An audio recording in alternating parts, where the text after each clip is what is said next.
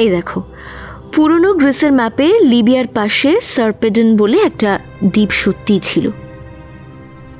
আবার লিবিয়া, যেটা কিনা বর্তমানে তুরস্ক, অ্যাথেন্সের সাথে তাকে আলাদা করেছে অ্যাগন সাগর। অ্যাথেন্সে অ্যাগন সাগরের তীরেই ছিল দেবী অ্যাথেনার মন্দির। তাহলে কি দাঁড়ালো? এগুলো সব সত্যি রে বোন? হ্যাঁ, আমাকে যত তাড়াতাড়ি সম্ভব ওখানে যেতেই হবে। কিন্তু যাবো কিভাবে? আর খরচ?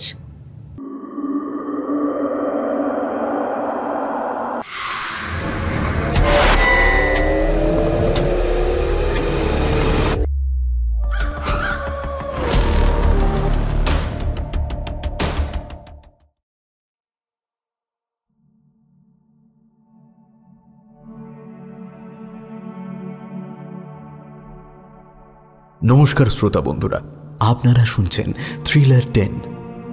অভিশাপ কি আসলেই হানিকারক, নাকি তা হয়ে উঠতে পারে কোনো অভাবনীয় ক্ষমতা? গ্রিস থেকে নিয়ে আসা শিশু ইশিকার জন্মরহস্যেই কি লুকিয়ে আছে সব প্রশ্নের উত্তর? আমাদের আজকের নিবেদন লেখিকা সন্দীপা কাঞ্জিলালের লেখা গল্প কে ডাকে। কলকাতা নিবাসী সন্দীপা কাঞ্জিলালের জন্ম 4 মার্চ 1990 সালে। ইংরেজি সাহিত্যে মাস্টার্স করা সন্দীপা বর্তমানে একটি বেসরকারি স্কুলে কর্মরতা। গল্প পড়া এবং লেখা দুই ব্যাপারেই ভীষণ আগ্রহ ছোটবেলা থেকেই। বিভিন্ন বিদেশি ইন্টারঅ্যাক্টিভ স্টোরি গেমসে তার লেখা গল্প নেওয়া হয়েছে। এছাড়াও ফেসবুকের বিভিন্ন পেজে নিয়মিত গল্প লিখে থাকেন। গল্প পাঠে ব্রতদ্বীপ, প্রধান চরিত্র ইশিকার ভূমিকায় অধ্যায়, অন্যান্য চরিত্রে কৌশিক, বর্ণালী, খুশি, রুভিনা, ঈশিতা, প্রিয়াঙ্কা, অস্মিতা, নীল ও পূজা। শুরু হচ্ছে আমাদের আজকের গল্প, লেখিকা সন্দীপা কাঞ্জিলালের লেখা কে ডাকে।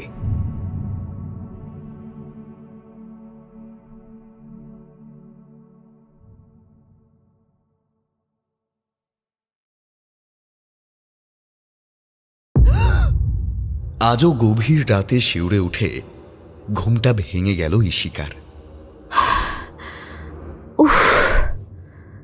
রোজ এই একই স্বপ্ন দেখে ঘুমটা ভাঙছে আমার।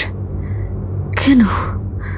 কোথায় এই বিশাল সমুদ্র, আর তার মাঝে এক মন্দির, এক অপূর্ব সুন্দরী নারী মন্দিরের সামনে এক পাথরের উপর বিষাদ প্রতিমা হয়ে বসে আছেন। কে এই নারী? আর আমি কোনোদিনই তার মুখটা দেখতে পাই না কেন?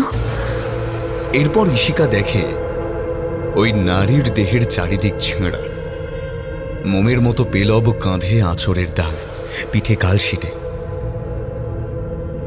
হঠাৎ একটা ছায়ামূর্তি উঠে আসে সমুদ্র থেকে। ওই সুন্দরীর চুলের গোছা টেনে ধরে ঘষ্টে ঘষ্টে নিয়ে যায় মন্দিরের ভেতরে।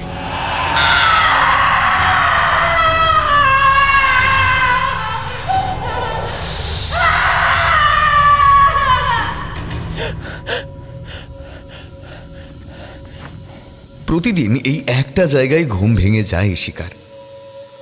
ওর আর জানা হয় না কে এই দেবী সুলভ নারী।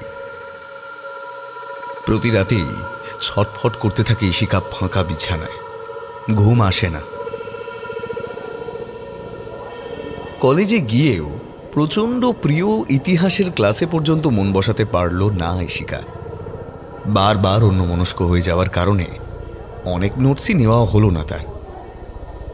অন্য কেউ না খেয়াল করলেও প্রফেসর বোস তার প্রিয় ছাত্রীর অন্যমনস্কতা লক্ষ্য করেছিলেন ঠিকই।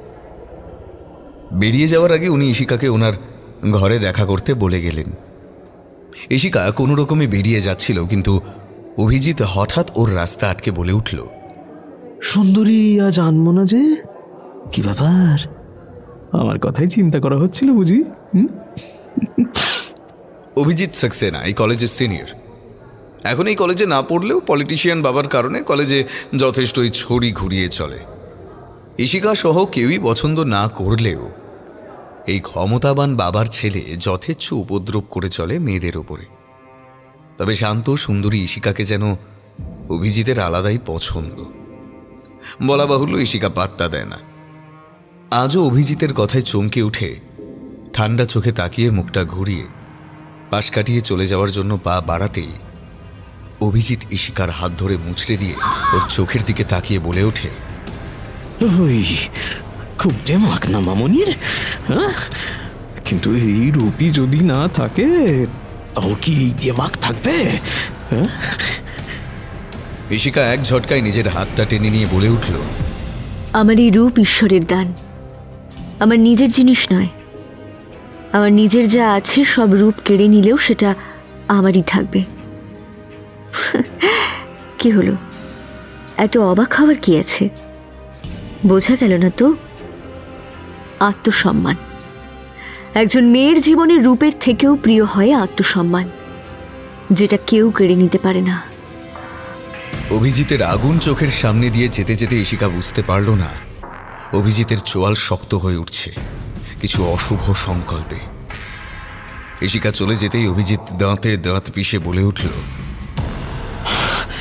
আত্মসম্মান না? হ্যাঁ, আত্মসম্মান। আচ্ছা আচ্ছা আচ্ছা, ঠিক আছে। তাহলে রূপ নয় রে, তোর আত্মসম্মানিকার বড় শালী। এই বলে অভিজিৎ সেখান থেকে চলে গেল। ইশিকাও ধীরে ধীরে নিজের বাড়ি ফিরে এলো।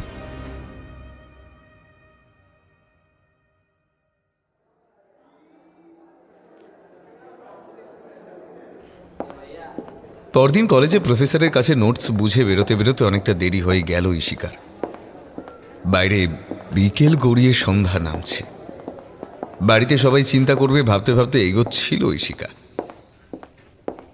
বাড়ির প্রায় কাছাকাছি চলে এসে একটা গলির মধ্যে দিয়ে যাওয়ার সময় রোজকার অভ্যেসবশত সামনের কালী মন্দিরে মাথা ঝুঁকিয়ে প্রণাম করে উঠতেই মাথার পেছনে একটা টান অনুভব করে চমকে ওঠে ইশিকা। ততক্ষণে চুলের গোছা ধরে টেনে নিয়ে চলেছে আততায়ী তাকে মন্দিরের ভেতরে। প্রচণ্ড ব্যথায় কুঁকিয়ে উঠে ইশিকা হঠাৎ অবাক হয়ে গেল। এই ঘটনায় তো রোজ রাতে দেখেও, তাহলে কি হতে চলেছে ওর সঙ্গে? হঠাৎ ইশিকা খেয়াল করে ও মন্দিরে মায়ের সামনে শুয়ে আছে। সামনে দাঁড়িয়ে আছে আততায়ী, মুখে একটা মুখোশ। ইশিকা দুই হাত জোর করে বলে উঠল,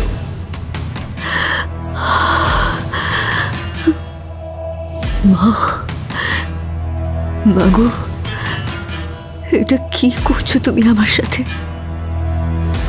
মাগো, আমি তো রোজ তোমায় ডাকি, একদিনের জন্য তোমাকে প্রণাম জানাতে ভুলি না। আমাকে আজ তুমি বাঁচিয়ে নাও মা। কিন্তু মায়ের সামনে মেয়েরা আবারও রক্ষা হলো না। আততায়ী যখন ইশিকাকে ছেড়ে উঠতে গেল তখন চরম আক্রোশে ইশিকা ওর টুপি ধরে টান দিল। অভিজিতের মুখটা সামনে আসতে আহত সাপের মতো ফুঁসে উঠে অভিজিৎ তাকে বলে উঠল, নে সালি নে, তোর খুব অহংকার ছিল না আত্মসম্মান নিয়ে। এবার কি করবি? কি করবি? এত সুন্দর মুখটাও তো দানবীর মতো লাগছে এখন।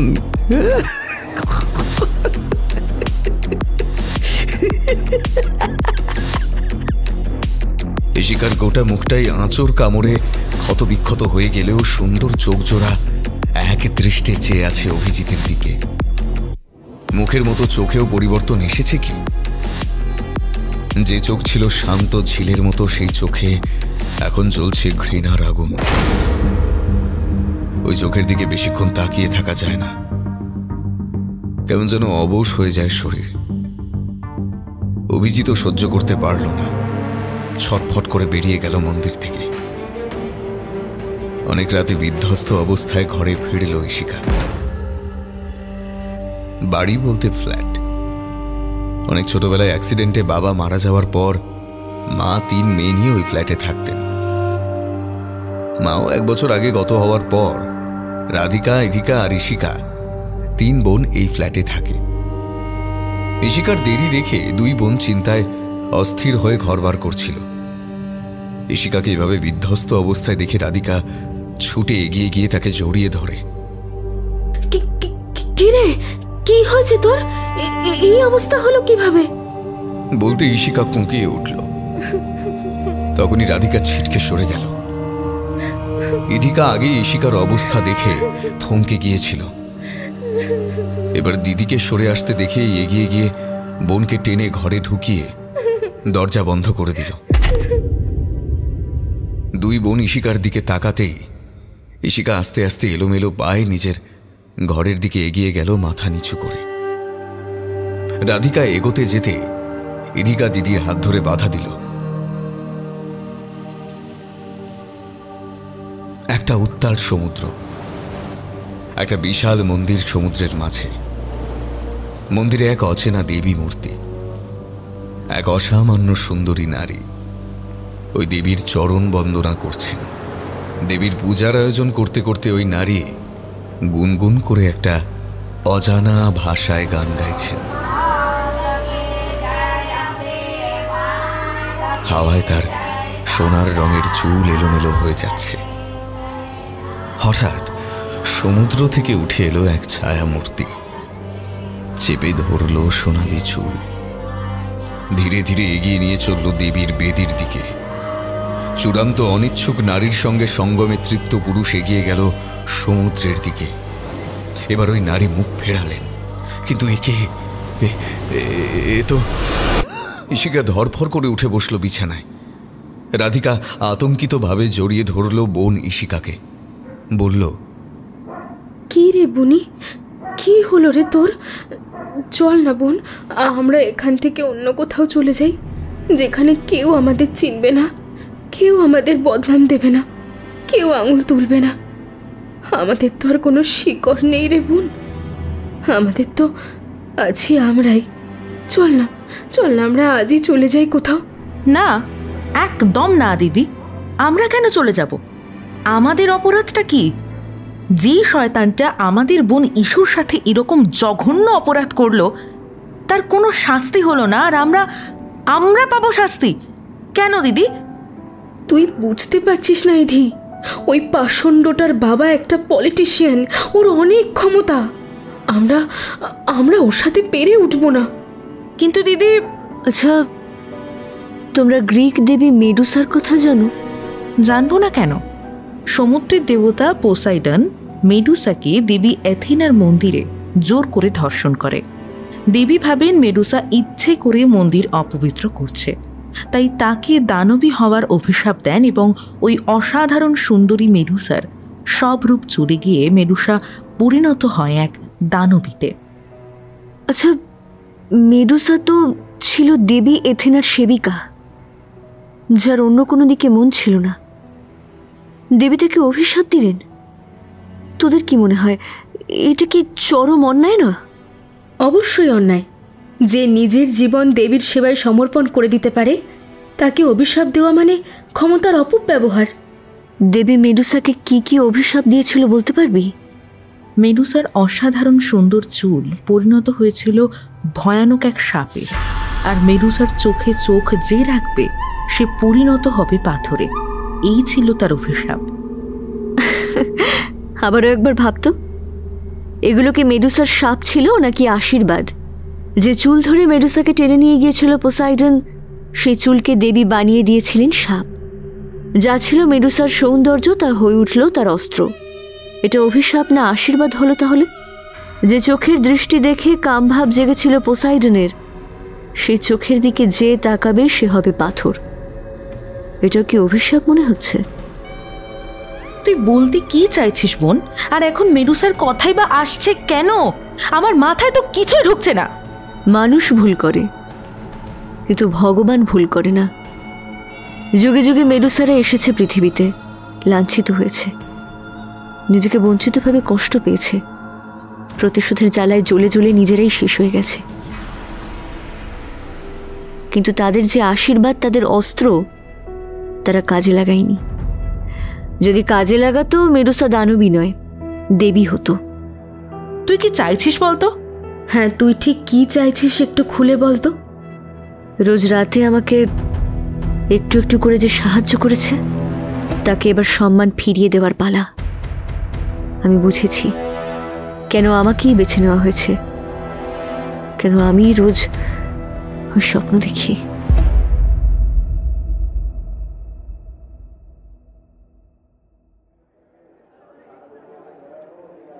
আজ 4 দিন পর ইশিকা যখন কলেজে পা রাখল, দেখল অনেক বদলে গেছে পারিপার্শ্বিক পরিবেশ। যারা এতদিন এই সুন্দরী শিক্ষিতা মেয়েটাকে সমীহ করে চলত, তাদের সবার চোখেই খেলা করছে কৌতুক। কেউ কেউ যেন আঙুল তুলেও দেখাচ্ছে ওর দিকে, কেউ কেউ দাঁত বের করে নোংরা হাসি হাসছে। ইশিকা সব দেখেও না দেখার ভান করে এগিয়ে যাচ্ছিল। ঠিক এমন সময় হঠাৎই অভিজিৎ সামনে এসে দাঁত বের করে দাঁড়িয়ে বলল, কি খবর জানেমান? এখনো পালাবে আমার থেকে? আত্মসম্মানও তো নিয়ে নিয়েছি তোমার। আর কি আছে বলো? বলো বলো বলো, তাড়াতাড়ি বলো, তাহলে সেটাও নিয়ে নেব।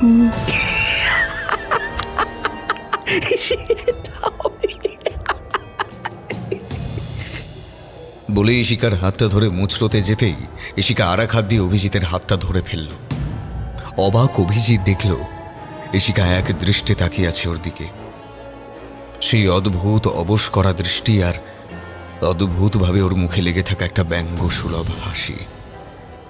ইশিকা একইভাবে চোখে চোখ রেখে তাকিয়ে থেকে বলে উঠল, न जायते म्रियते बा कदाचिन नयं भूत्या भविता बा न भूय अजो नित्य शाश्वतो हयं पुराणो न हन्नते हन्नमानी शरीरे। মানে জানা আছে এই শ্লোকের? অবশ্য যারা ভ্রষ্ট তাদের সময় কোথায় জীবনের সার সত্য জানার? এই শ্লোকের অর্থ আত্মার বিনাশ নেই, শরীর নষ্ট হয়ে যায় কিন্তু আত্মা নষ্ট করার ক্ষমতা বাইরের কারণ নেই। তুই আমার অমতে আমার শরীর নিয়ে খেলেছিস ঠিকই, কিন্তু তাতে যে আমার আত্মসম্মান নষ্ট হয়ে যাবে এতটাও ঠুনকো নয়। বরং এবার তৈরি থাক নিজের ধ্বংসের জন্য। অভিজিৎ এতক্ষণ যেন পাথরের মতো স্থির হয়ে গিয়েছিল, নড়তেও যেন ভুলে গিয়েছিল। কিন্তু হঠাৎই খেয়াল করল ইশিকার নখ বিঁধে যাচ্ছে অভিজিতের হাতে। প্রচণ্ড ব্যথায় অভিজিৎ লাফিয়ে সরে গেল ইশিকার কাছ থেকে। নিজের হাতের দিকে তাকিয়ে দেখল ইশিকার নখ বসে গেছে ভালো মতোই ওর হাতে। প্রচণ্ড রাগে অভিজিৎ এগিয়ে এসে খামচে ধরল ইশিকার চুল, কিন্তু পর মুহূর্তেই চুল ছেড়ে দিয়ে ঘাবড়ে গিয়ে সরে গেল সে। দূর থেকে ইশিকাকে বলল, তোকে আমি দেখাবো শালি, দেখে নেবো তোর এত বড় সাহস যে তুই আমার সঙ্গে পাঙ্গা নিচ্ছিস। দেখে নেবো। অভিজিৎ সরে যেতে ইশিকার যেন ঘুম ভাঙল। এতক্ষণ যেন কোনো ঘোরের মধ্যে ছিল সে। চারিদিকে সবাইকে অবাক চোখে তাকিয়ে থাকতে দেখে বইয়ের ব্যাগটা বুকে চেপে ধরে দৌড়ে ক্লাসে ঢুকে গেল ইশিকা। ক্লাস শুরু হতে এখনো দেরি আছে। ইশিকা নিজের কপালে দুদিকের রগ চেপে ধরে চোখ বন্ধ করে ভাবতে শুরু করল, কিসব হচ্ছে আমার সাথে? কলেজেই বা হঠাৎ এলাম কেন? আর বাড়ি থেকেই বা বেরোলাম কখন আমি? কই, আমার তো কিছু মনে পড়ছে না। আমি ওই শয়তান অভিজিৎটাকে মন্দিরে দেখেছিলাম, তারপর কি যেন হয়েছিল, না কিছু মনে আসছে না আমার, কিছু না। হতাশায় নিজের চুল হাত দিয়ে খিমচে ধরল ইশিকা, কিন্তু কিছু একটা অনুভব করেই প্রচণ্ড ভয় সঙ্গে সঙ্গে ছেড়ে দিল সেই চুলগুলো। এত সুন্দর রেশমি চুলগুলো এই কদিনে জট পাকিয়ে গিয়েছে, কেমন যেন দড়ি দড়ি ভাব।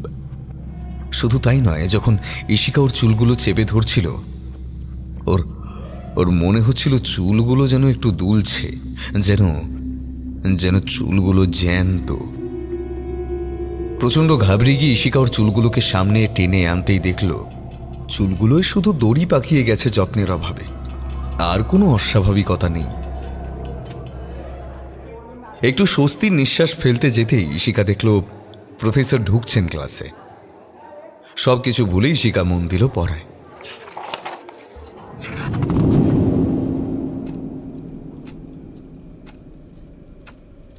রাত 1টা বেজে গেছে। ইশিকা নিজের ল্যাপটপে খুব ব্যস্ত। পরীক্ষার প্রিপারেশন একদম হয়নি সব ঝামেলায়। হঠাৎ ল্যাপটপের স্ক্রিনটা কেমন যেন ব্লার হয়ে গেল। এরপর ইশিকার চোখের সামনে ল্যাপটপের স্ক্রিনে ফুটে উঠল সেই মন্দির, সামনে সমুদ্র, আর সেই মন্দিরের সিঁড়িতে ইশিকার দিকে ফিরে বসে আছে সে। ইশিকা ভীষণ অবাক হয়ে দেখল যেন সে আয়নায় নিজের প্রতিবিম্ব দেখছে। শুধু স্ক্রিনের মেয়েটার চুলগুলো সোনালি রঙের, ঢেউ খেলানো, আর চোখ দুটো অদ্ভুত মায়াবী, শান্ত, সমুদ্র নীল রঙের। ইশিকা মুগ্ধ স্বরে বলে উঠল, আমি আপনাকে চিনি, কিন্তু আপনি তো... ল্যাপটপের ভেতর থেকে একটা কোমল স্বর বলে উঠল, দানবী, তাই তো? আচ্ছা ইশিকা, বলতে পারো আমার দোষটা কোথায় ছিল? দেবী এথেনার পূজারিণী হওয়ার শর্ত ছিল কুমারী থাকতে হবে আজীবন। আমি চিরকুমারী ছিলাম। সমুদ্রদেব পোসাইডনের ছিল দেবীর ওপরে রাগ, সেই রাগ থেকেই পোসাইডন আমাকে ভোগ করে দেবীর বেদির ওপরে। দোষ করলো একজন আর শাস্তি পেলাম আমি। আমি সব হারালাম, আমার রূপ, আমার যৌবন, আমার পারিপার্শ্বিক সব কিছু। দেবী আমাকে সাপ দিলেন, আমার চুল হয়ে গেল জ্যান্ত সাপ। ভাবতে পারো কতটা ভয়ে আমাকে থাকতে হতো। একটা জ্যান্ত পিঁপড়েকেও নিজের শরীরে কেউ আশ্রয় দিতে পারে না, সেখানে আমার মাথা জোড়া হলো জ্যান্ত সাপ। আমার চোখের দৃষ্টি হলো অভিশপ্ত। কেউ আমার চোখের দিকে তাকালে পাথর হয়ে যাবে, এই হলো আমার সাপ। ভাবতে পারো এই পৃথিবীর রং ও রূপ ভোগ করার অধিকার আমার থাকলো না। কোনো জীবিত মানুষকে আমি আর চোখ তুলে দেখতে চাইনি। চলে গিয়েছিলাম নির্জন দ্বীপে, নিয়েছিলাম স্বেচ্ছা নির্বাসন। তাতেও কি আমার শান্তি ছিল? ততদিনে যে প্রচার হয়ে গেছে মেডুসা দানবী, সবাই আমাকে খুঁজতে শুরু করলো আমাকে মারার উদ্দেশ্যে। নিজের প্রাণ বাঁচানোর জন্যই অসহায়ের মতো ছুটে বেরিয়েছি এদিক থেকে ওদিক। শেষ পর্যন্ত পার্সিউস আমাকে হত্যা করে আমার মাথা কেটে নিয়ে চলে যায়। বেঁচে থাকতেও আমি ব্যবহার হয়েছি, মারা গিয়েও আমার মাথা ব্যবহার করা হতে থাকলো অস্ত্র হিসেবে। ইশিকা এতক্ষণ খেয়াল করেনি যে দৃশ্যের পরিবর্তন হয়েছে। সুন্দরী মেডুসার পরিবর্তন হয়ে দানবী মেডুসা দৃশ্যমান। তবে মেডুসা তাকিয়ে আছে জলের দিকে, আর জলে তার প্রতিবিম্ব বারবার ভেঙে যাচ্ছে, চোখের জল পড়ে। ইশিকাও শান্ত হয়ে বসে নেই, তারও চোখ ভেসে যাচ্ছে একজন দানবী হয়ে ওঠা দেবীর দুঃখে। এবার ইশিকা বলল, কিন্তু আমি কেন? আর আর আমি কি করতে পারি আপনার জন্য? পারবে, অনেক কিছুই পারবে। একমাত্র তুমি তো পারবে, কারণ তোমার আর আমার মধ্যে যে অনেক মিল রয়েছে ইশিকা। তুমি কি জানো যে তোমার জন্ম আর আমার মৃত্যু একই লগ্নে? আর তোমার মধ্যেই রয়েছে আমার অংশ। সে কিভাবে সম্ভব? আপনি গ্রিক দেবী আর আমি ভারতীয়। রাধিকাকে জিজ্ঞেস করো তোমার জন্ম রহস্য, ও সব জানে। তুমি আর আমি একই সূত্রে যে বাঁধা ইশিকা। আমার মাথা আর ধর আলাদা জায়গায় থাকার কারণে আমি মুক্তি পাইনি। তোমার মাধ্যমে আমাকে আমার শরীর এক জায়গায় করতে হবে। তাই তো আমি তোমার কাছে বারবার আসি। আপনি চাইলে তো আপনার কাজ এমনি করতে পারতেন, তাও আমাকে বলছেন কেন? আমি দানবী নই ইশিকা। তোমার অনুমতি না পেলে আমি তোমার শরীর আশ্রয় করতে পারবো না। সেদিন তোমার আমার অবস্থা একই হয়ে যাওয়ায় আমি তোমার শরীরে আশ্রয় নিয়েছিলাম তোমাকেই বাঁচানোর জন্য। তুমি আমার অংশ, তুমি আমার সন্তান সম। তুমি নিশ্চিন্তে থাকো ইশিকা, তোমার কোনো ক্ষতি আমি হতে দেব না। ঠিক আছে, আমি আপনাকে অনুমতি দিলাম। কথাটা বলতেই গোটা ঘরে যেন ঝড় উঠল, সবকিছু এলোমেলো হয়ে গেল। আর ইশিকা দু হাত দুদিকে দিয়ে পেছনে বেঁকে গেল বিপজ্জনকভাবে। একটা আলোর বিস্ফোরণ হলো ইশিকার বুকে। কিছুক্ষণ মাত্র। তারপর আবার যেরকমভাবে ঝড়টা এসেছিল সেইভাবেই থেমেও গেল হঠাৎ করে। ইশিকার চোখ দুটো ঘন নীল রঙের হয়ে গিয়েই আবার কালো হয়ে গেল। ল্যাপটপ টেবিলে মাথা রেখেই ঘুমিয়ে পড়ল ইশিকা। নাকি মেডুসা?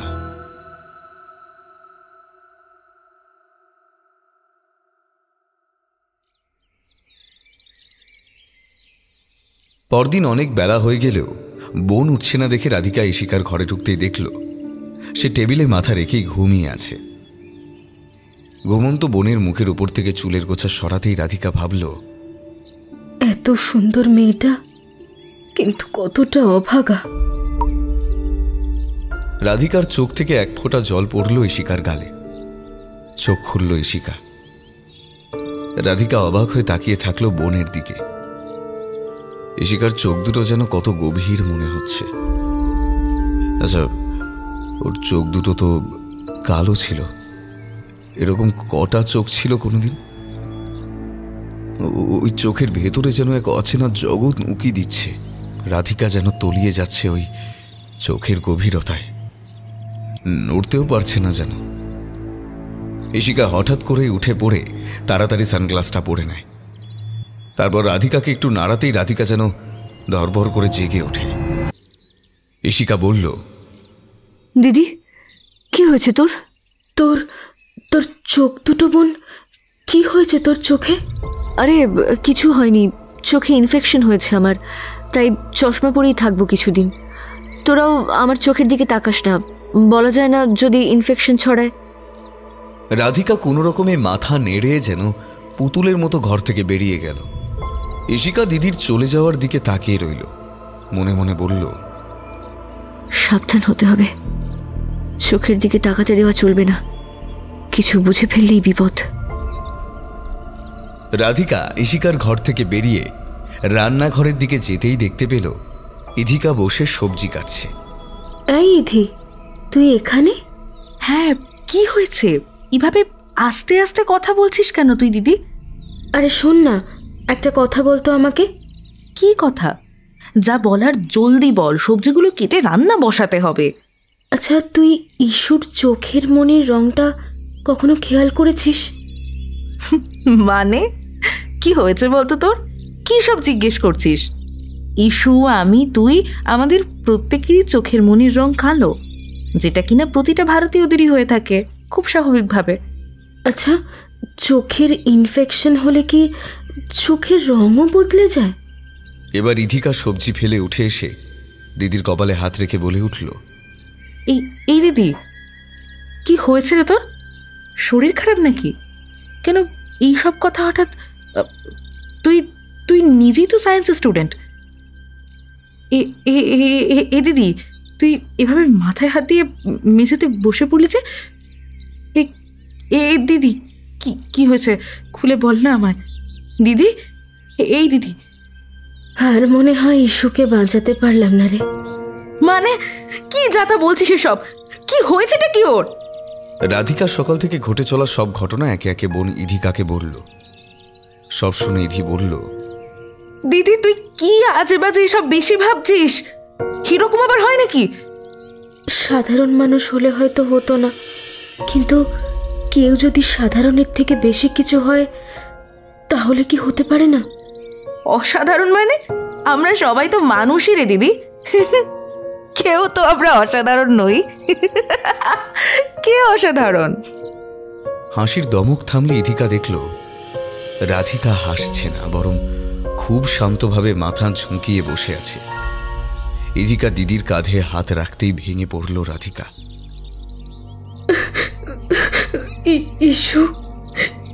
ইস্যু আমাদের বোন নয় রে ইধি। কি বলছিস তুই? আমাদের ইস্যু আমাদের বোন না? না রে না, কথাটা আমাকে মা বলতে বারণ করেছিল কাউকে, এমনকি আমাকেও ভুলে যেতে বলেছিল। আর সত্যি বলতে আমি কথাটা ভুলেও গিয়েছিলাম, কিন্তু আজ ইশিকার চোখ আমাকে আবারও ফিরিয়ে নিয়ে গেল সেই পুরনো জায়গায়, সেই ধ্বংসস্তূপে। কিছুই বুঝতে পারছি না রে দিদি, কি সব বলছিস তুই? একটু খুলে বল, কি কেস? বলছি, শোন তবে। তখন তুই খুব ছোট, তোর বছর 2 বয়স হবে, আমি তখন 5 বছরের। আমাদের বাবা ছিলেন আর্কিওলজিস্ট, তাকে কাজের প্রয়োজনে বিভিন্ন জায়গায় ঘুরে বেড়াতে হতো। সেবার যখন গ্রিসে যাওয়ার কথা হলো, মা জেদ ধরে বসলো আমাদেরকেও নিয়ে যেতে হবে। আমরা তো কোথাও সেরকম ঘুরতে যেতে পারতাম না বাবার কাজের জন্য, তাই মা এতবার করে বলায় বাবা রাজি হয়ে যায়। আমরা কলকাতা থেকে মুম্বাই হয়ে এথেন্স পৌঁছাই ফ্লাইটে। এত সুন্দর জায়গা এক্সপ্লোর করতে করতে আমাদের দিনগুলো বেশ মজায় কেটে যাচ্ছিল। কিন্তু একদিন হঠাৎ বাবা বলল বাবাকে কাজের জন্য এক জায়গায় যেতে হবে, সেখানে নাকি আমরা গেলে বোর হব, তাই আমাদের হোটেলেই থাকতে বলল। আমরা সুন্দরভাবেই দিনটা কাটাচ্ছিলাম। হঠাৎ বাবা হন্তদন্ত হয়ে ফিরে আসে, হাতে একটা কাপড়ের পুঁটুলি। মা তাড়াতাড়ি গিয়ে দেখে ওটা শুধু কাপড়ের পুঁটলি নয়, ওর মধ্যে আছে একটা বাচ্চা মেয়ে। বয়স ওই কয়েক মাস হবে। মা তো দেখেই ভয়ে বলল, কোথা থেকে নিয়ে এলে কে? যাও, তাড়াতাড়ি যাও, যেখান থেকে এনেছো সেখানে গিয়ে রেখেছো। ঘুরতে এসে এই ঝামেলা কে নেবে? বাবা কোনো কথা না বলে মাকে টানতে টানতে নিয়ে গেল হোটেলের বারান্দায়। আমিও গেলাম জানিস। তারপর গিয়ে দেখি দুজন মহিলা দাঁড়িয়ে আছে আমাদের হোটেলের বাইরে। গায়ে তাদের গ্রিসের প্রাচীন পোশাক, কাঁধে তাদের ব্রোচ, কিন্তু তারা দুজনেই যথেষ্ট সুন্দরী। ওদের চোখের দিকে তাকালে একটা অস্বস্তি বোধ হয়। মায়ের দিকে ওরা দুজনেই এক দৃষ্টে তাকিয়ে মাথা নিচু করে রাখল। আমি এক ঝলক মাত্রই তাকিয়েছিলাম মায়ের দিকে, তারপর ওদের দিকে তাকাতে গিয়ে দেখি কেউ নেই। তারপর আমরা ঘরে আসতেই মা বাবা কী সব কথা বলে নিজেদের মধ্যে, আমি জানি না, কিন্তু আমরা খুব তাড়াতাড়ি গ্রিস থেকে ফিরে আসি ছোট্ট ইস্যুকে নিয়ে। একটা জায়গায় বেড়াতে গিয়ে তোরা একটা বাচ্চাকে সঙ্গে নিয়ে ফিরে এলি, অথচ কোথাও কেউ তোদের আটকালো না? না না, আটকাবে না কেন? সব জায়গাতে আটকেছে। আর শুধু আটকানো নয়, আরও অনেক অসুবিধে হয়েছিল। ওটা যতবার দেখানো হয়েছে সব জায়গায় আমাদের খুব সহজে ছেড়ে দিয়েছে। কেন? কি এমন আছে ওই ব্রোচে? তোর মতো ঠিক মায়েরও কৌতূহল হচ্ছিল ওই ব্রোচটা নিয়ে, তাই ওখানে একজন লোকাল মানুষকে দেখিয়ে ওটার সম্পর্কে মা জানতে চেয়েছিল। কিন্তু ব্রোচটা দেখেই ওই লোকটা খুব ঘাবড়ে গিয়ে গর্গন কারসেট বলতে বলতে পালিয়ে যায়। এছাড়াও ইস্যুর কাছে একটা প্যাপাইরাসও পায় বাবা। প্যাপাইরাস? ইন্টারেস্টিং। হ্যাঁ, আর তাই আমরা দেশে ফেরার পর বাবা ওটাকে পাঠ করার জন্য চারিদিকে ছোটাছুটি করেছে বেশ কিছুদিন। তারপর জানা গেল ওতে কি লেখা ছিল?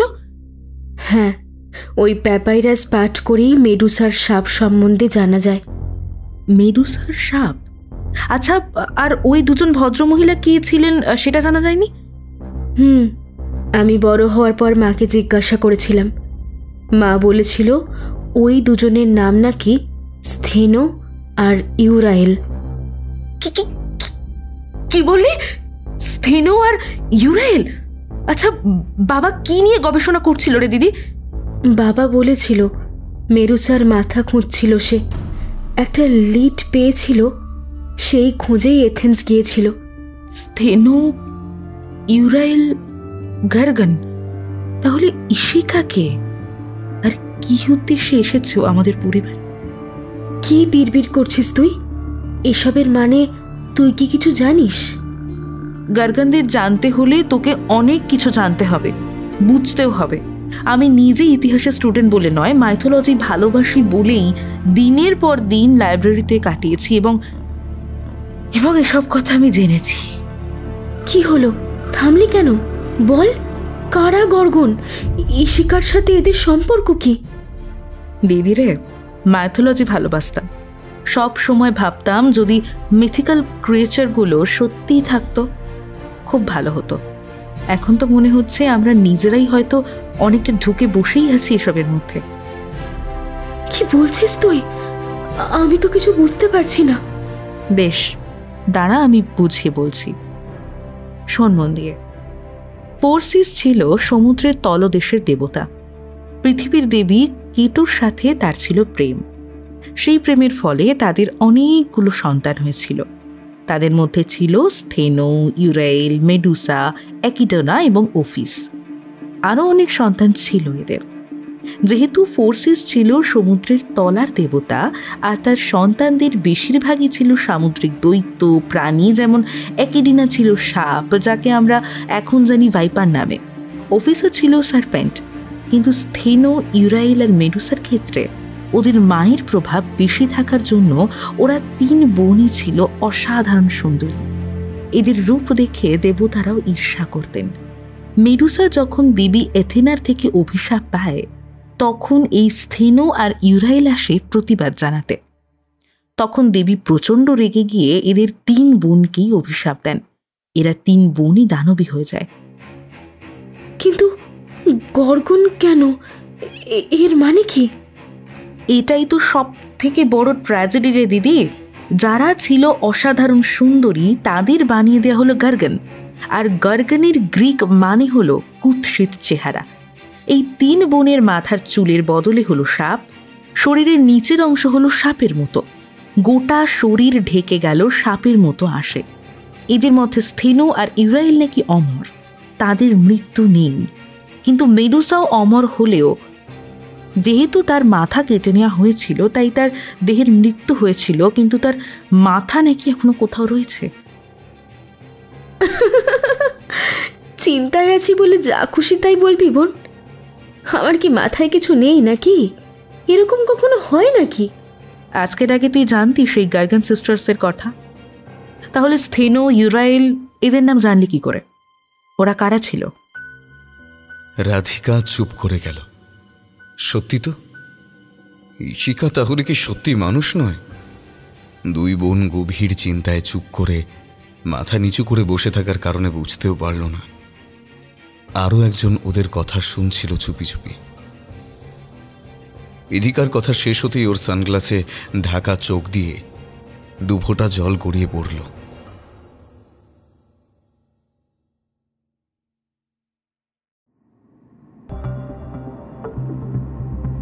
কলেজ থেকে ফিরে থেকেই অভিজিতের হাতের ক্ষত বিষিয়ে উঠে হাত ফুলে ঢোল হয়ে গিয়েছিল।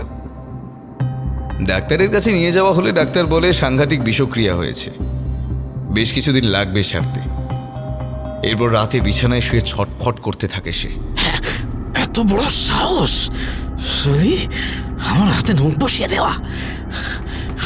কোনো মানুষের কি এরকম বিষ থাকে নাকি? শালি সাপ নাকি? আচ্ছা আচ্ছা, সেদিন ওর যখন চুল চেপে ধরেছিলাম তখন চুলগুলো কেমন যেন তুলে উঠেছিল না? একদম সাপের মতোই মনে হচ্ছিল না? কথাটা ভাবতেই অভিজিৎ একটু কেঁপে উঠল। তারপরে বিছানা থেকে উঠে ব্যালকনিতে গিয়ে একটা সিগারেট ধরালো। কিছুক্ষণ বেশ কিছু ঘটনা চিন্তা করতে করতে সিগারেট টানতে লাগলো অভিজিৎ। শেষে সিগারেটে একটা লম্বা টান দিয়ে বলল, দূর, কোনো মানুষ কখনো সাপ হতে পারে নাকি? যদি হয়ও তাহলেও সাপের শেষ রাখতে নেই।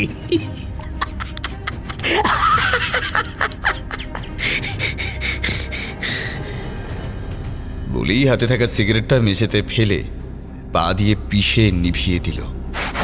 এইভাবে পিষে ফেলতে হয়। শিকা মামনি, যে কদিন আমি বিছানায় সেই কদিন বেঁচে নাও। আমি ফিরলেই তুমি শেষ।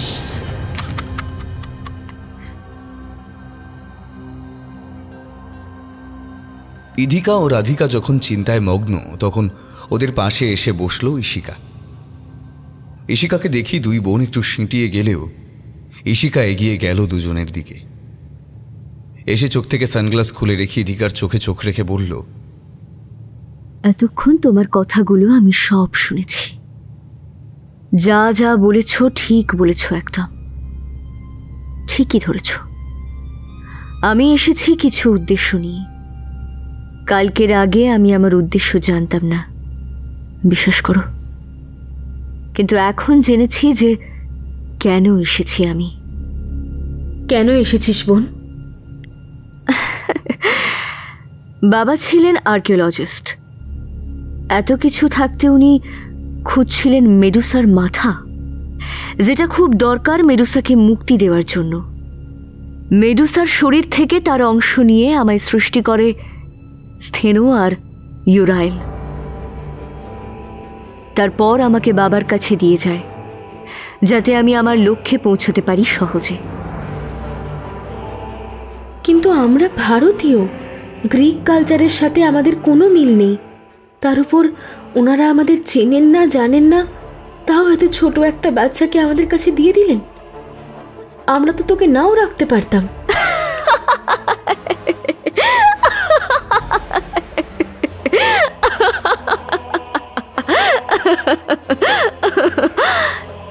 ঠিক বলেছ, কালচার এক নয়, দুই জায়গার। কিন্তু ভারতীয়রা সব জাতির থেকে আলাদা, কারণ ভারতীয়রা যে কোনো কিছু মাথা দিয়ে ভাবার আগে হৃদয় দিয়ে ভাবে। তাই এখানে ফস্টার কেয়ার সেন্টার নেই। এখানে অ্যাডাপ্ট করার জন্য ফস্টার কেয়ার সেন্টারগুলোকে চার্জ দিতে হয় না। উল্টে মানুষ গিয়ে অনাথ আশ্রম থেকে অন্যের শিশুকে বুকে তুলে নিয়ে আসে আর নিজেরা যাবতীয় খরচ করে। সারা জীবন অন্যের সন্তানকে নিজের মতো করে মানুষ করা, তাদের দুঃখ কষ্টকে আপন করে নেওয়া, তাদের জীবনটা আনন্দে ভরিয়ে দেওয়ার একরকম উদাহরণ সারা বিশ্বে এত নেই। তাই ভারতীয়দের অনেকেই ইমোশনাল ফুল বললেও ভারতীয়রা শ্রেষ্ঠ। রাধিকা সব ভুলে ইশিকাকে জড়িয়ে ধরতেই ইধিকাও ইশিকাকে জড়িয়ে ধরল। ইশিকা দুই দিদির আদর খেতে খেতে বলল, আরও একটা কারণ আছে যার জন্য স্থেনো ইউরাইল তোমাদের কাছে আমাকে দিয়েছিল। কি কারণ? মেডুসার যেমন ছিল স্থেনো ইউরাইল, ওকে আগলে ঘিরে রাখার জন্য, আর আমারও রয়েছ তোমরা দুই দিদি, ইধিকা আর রাধিকা। সবই তো বুঝলাম বোন, কিন্তু তুই তাকিয়ে আছিস আমাদের দিকে, তাও আমাদের কিচ্ছু হচ্ছে না। আমি এখনো পুরো মেডুসা নই। পুরো ক্ষমতা পেতে হলে আমাকে আমার জায়গায় যেতে হবে। কোথায় যাবি তুই? অনেক জায়গায় যেতে হবে আমাকে, কিন্তু সবার প্রথমে যেতে হবে সার্পেডন দ্বীপে। সার্পেডন দ্বীপ? সেটা আবার কোথায়? মাইথোলজি অনুযায়ী গার্গান সিস্টার্সদের সার্পেন্ডনের নির্বাসন দেওয়া হয়েছিল, কিন্তু ম্যাপে আমি খুঁজে দেখেছি সার্পেন্ডন পাইনি। যখন কাউকে নির্বাসন দেওয়া হয় তখন কি কেউ চাইবে এমন কোথাও নির্বাসন দিতে যেখানে খুব সহজেই খুঁজে পাওয়া যায়? সার্পেন্ডন সত্যিই আছে? মাইথোলজি মানে মিথ, মিথ মানে কিন্তু মিথ্যা নয়। মিথ এমন জিনিস যেটা সত্যিও হতে পারে, নাও পারে। তোমরা বিশ্বাস না করলেও সার্পেডন কিন্তু আছে। ওখানেই স্থেনো আর ইউরাইল আছে। আমাকে ওখানেই যেতে হবে প্রথমে। সবই তো বুঝলাম, কিন্তু জায়গাটা তো জানতে হবে আগে। কোথায় যাব, কিভাবে যাব না জানলে তো খরচ সম্বন্ধেও জানতে পারবো না। দাঁড়াও, আমার ল্যাপটপটা নিয়ে আসি আগে। ইধিকা রাধিকার অবাক দৃষ্টির সামনে ইশিকা নিজের ল্যাপটপটা নিয়ে বসল। এবার ইধিকা রাধিকা দুজনেই অবাক হয়ে একটা ম্যাজিক দেখলো যেন। ইশিকা দেখালো, এই দেখো, পুরনো গ্রিসের ম্যাপে লিবিয়ার পাশে সার্পেডন বলে একটা দ্বীপ সত্যিই ছিল। আবার লিবিয়া, যেটা কিনা বর্তমানে তুরস্ক, অ্যাথেন্সের সাথে তাকে আলাদা করেছে অ্যাগন সাগর। অ্যাথেন্সে অ্যাগন সাগরের তীরেই ছিল দেবী অ্যাথেনার মন্দির। তাহলে কি দাঁড়ালো? এগুলো এগুলো সব সত্যি রে বোন? আমাকে যত তাড়াতাড়ি সম্ভব ওখানে যেতেই হবে। কিন্তু যাব কিভাবে? আর খরচ? যেতে হবে মুম্বাই হয়ে ত্রিপোলির মিটিগায়। ওখান থেকে আমাদের ডেস্টিনেশন খুঁজে পেতে সমস্যা হবে না। আর খরচ, আমার সাথে একটা ব্রোচ ছিল বলেছিলে যে, ওটা পুরো সোনার। ওটা বেচলে আমাদের খরচ জোগাড় হয়ে যাবে। আমি তোর ব্রোচ বেচে দিয়ে ওখানে যাব না। আমার কিছু জমানো টাকা আছে, বাবারও কিছু আছে। তারপর দরকার পড়লে আমাদের এই ফ্ল্যাটটাও বেচে দেব। তাও আমি তোর ওই ব্রোচ তোকে ছুঁতে দেব না। কিন্তু কেন দিদি? বোন, তোর নিজের বলতে তো একমাত্র ওটাই আছে। ওটা তোর সাথে এসেছিল আর তোর সাথেই থাকবে। আমায় বাঁচাতে গিয়ে তোমাদের সবটা শেষ করবে এভাবে? তুই মিথিক্যাল কেউ কোনো হলেও তোকে আমরা কোলে পিঠে করে মানুষ করেছি। আমাদের বোন তুই, তোর জন্য করতে পারি না এমন কিচ্ছু নেই। ইশিকা হাউ হাউ করে কেঁদে উঠে রাধিকাকে জড়িয়ে ধরল। ইধিকাও একই সঙ্গে জড়িয়ে ধরল দুই বোনকে। ইশিকা চোখের জলে ভাসতে ভাসতে মনে মনে বলল, স্থিরু আর ইউরাইলো নিজেদের জীবন বাজি রেখে মেডুসার সঙ্গ দিয়েছিল, তাও বাঁচাতে পারিনি মেডুসাকে। তোমরাও কি পারবে তোমাদের সবটা দিয়ে তোমাদের এই বোনটাকে ফেরাতে? যদি নাও পারো, জানবে আমি যেখানেই থাকি না কেন, আমার প্রথম আর শেষ পরিচয় হবে আমি তোমাদের বোন। যেমন ভাবা তেমন কাজ। জামা কাপড় সব গোছগাছ করে কলেজ গেল ইশিকা। কিন্তু কলেজ গিয়ে সে খবর পেল যে ওদের এক্সাম নাকি অনেকটা পিছিয়ে গেছে কিছু পলিটিক্যাল কারণে। এরপর ইশিকা প্রফেসরদের সঙ্গে দেখা করে প্রয়োজনীয় নোটস নিয়ে কয়েকদিন আসতে পারবে না জানিয়ে যখন কলেজ থেকে বেরোবে বলে রওনা দিল, তখন প্রায় সন্ধ্যা হয়ে এসেছে। এমন সময় হঠাৎ কলেজ থেকে বেরোতে যেতেই একটা হাত ওকে টেনে নিল আর মুহূর্তের মধ্যে ইশিকার মুখে কাপড় বেঁধে কাঁধে তুলে নিয়ে গেল কলেজের ছাদে। ছাদে গিয়ে মুখ খুলে দিতে ইশিকা দেখতে পেল অভিজিৎ দাঁত বের করে দাঁড়িয়ে আছে তার সামনে। কি বেশ শালি, এবার তোকে কে বাঁচাবে?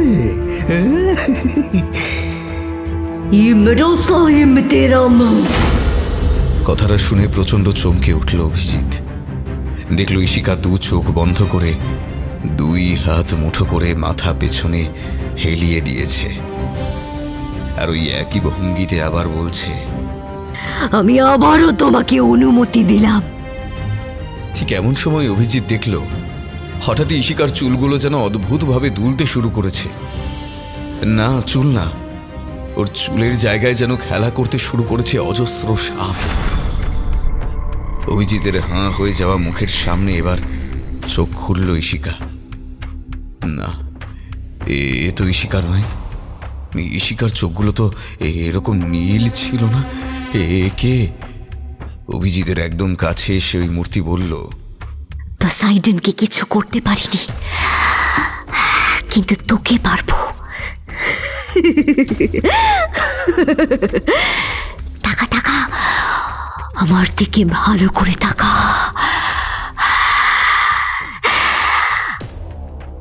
অভিজিৎ মোহাচ্ছন্নভাবে তার দিকে তাকাতেই সে বুঝতে পারল ওর শরীরটা যেন পা থেকে ধীরে ধীরে জমতে শুরু করেছে এবং বিষয়টা ধীরে ধীরে ওপর দিকে উঠে যাচ্ছে। আস্তে আস্তে পা, কোমর, পেট জমে যায় অভিজিতের। কিন্তু তার বুক পর্যন্ত জমে যেতেই অভিজিৎ প্রচন্ড কষ্ট অনুভব করে।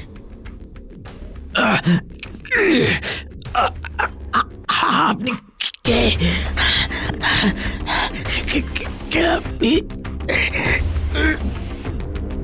আমি ফোর্সেস আর কেটোর সন্তান, পেগাসাস আর ক্রাইসারের মা। আমি মেডুসা। মেডুসার কথা শেষ হতেই অভিজিতের একমাত্র নড়তে থাকা চোখটাও জমে পাথর হয়ে গেল। প্রচন্ড রাগে মেডুসা ওই পাথরের মূর্তির ছাদ থেকে ঠেলে ফেলে দিল, আর নিচে পড়তেই ভেঙে টুকরো টুকরো হয়ে গেল অভিজিতের সদ্য জমা পাথরের মূর্তিটা।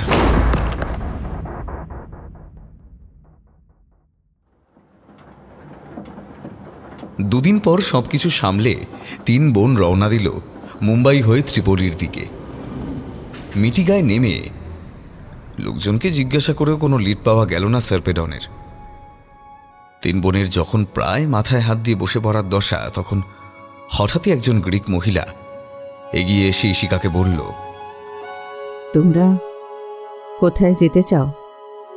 ইশিকা তাকিয়ে দেখল ওই মহিলার মুখ মাথা সবই একটা ওড়নায় ঢাকা, এমনকি চোখ দুটো একটা সানগ্লাস দিয়ে ঢাকা। তাহলে ইশিকার মনে হচ্ছিল ওই মহিলা যেন ভীষণ চেনা। ইশিকাকে অবাক হয়ে তাকিয়ে থাকতে দেখে ইধিকা তাড়াতাড়ি বলে উঠল, আমরা সার্পিন্ডন যেতে চাই, কিন্তু কেউই বলতে পারছে না জায়গাটা সম্বন্ধে। ইশিকার মনে হলো ওই সানগ্লাসের মধ্যে দিয়েও যেন ওনার চোখ দুটো চকচক করে উঠল। ইধিকার দিকে তাকিয়ে ওই মহিলা বলে উঠলেন, সার্পেডন নামে এখন কোনো দ্বীপ নেই। সার্পেডন এখন তুরস্কের কেপ শহরের কাছে অজস্র পরিত্যক্ত দ্বীপগুলোর একটা। ওখানে এখন কেউ যায় না, হয়তো কালের নিয়মে মানুষ ভুলেই গেছে সার্পেডনের কথা। বলতে বলতে ওই মহিলার যেন অনেক পুরনো কোনো স্মৃতি চোখের সামনে ভেসে আসে। এমন সময় হঠাৎ একদল ছিঁচকে চোর কখন এসে যেন ওই মহিলার হাতের ব্যাগটা ধরে টান দিয়েছে, আর সেটা কেউ খেয়াল করেনি। টানের বেগে মহিলা আর ইশিকা দুজনেই ব্যাগ দুটো ছিটকে 2 দিকে পড়ে গেল, আর ছড়িয়ে গেল ব্যাগের ভেতরে রাখা সব জিনিসপত্র। 1 সেকেন্ডেরও কম সময় ইশিকা নিজের হাতটা সামনের দিকে এগিয়ে দিল। চারিদিকের সবকিছু এবং একই সঙ্গে সময় যেন হঠাৎ থমকে গেল। ইশিকা দৌড়ে গিয়ে ওই মহিলার ব্যাগের জিনিসগুলো জড়ো করে ব্যাগে রাখতে রাখতে দেখতে পেল খুব চেনা কিছু জিনিস। ইশিকা চমকে উঠে মহিলার দিকে যেতেই দেখতে পেল টানের জন্য ওই মহিলার মুখে ঢাকা গেছে সরে, আর সানগ্লাসটাও গেছে পড়ে। ইশিকা বেশ কিছুক্ষণ অবাক হয়ে তাকিয়ে রইল ওই মহিলার দিকে। এত সুন্দর কোনো মানুষ হতে পারে? এরপর যখনই ওর চোখ পড়ল ওই মহিলার চোখের দিকে, ইশিকার মুখে হাসি ফুটে উঠল। ওড়নায় ওই মহিলার মুখটা সযত্নে ঢেকে দিয়ে সানগ্লাস চোখে পরিয়ে দিয়ে ইশিকা একটা তুড়ি বাজাতেই সব আবার সচল হলো। ইশিকা ওই মহিলাকে হাতে ধরে তুলতেই দুজন দুজনের দিকে বেশ কিছুক্ষণ তাকিয়ে থাকল। তারপর ইশিকা রাধিকা আর ইধিকাকে বলল, আমাদের আর সার্পেডেন খুঁজতে যেতে হবে না, বরং সার্পেডেন নিজেই আমাদের ডেকে নেবে। রাধিকা আর ইধিকার হাঁ মুখের দিকে একবার হেসে তাকিয়ে ইশিকা ওই মহিলার দিকে তাকিয়ে বলল, ইউরাইল, চলো।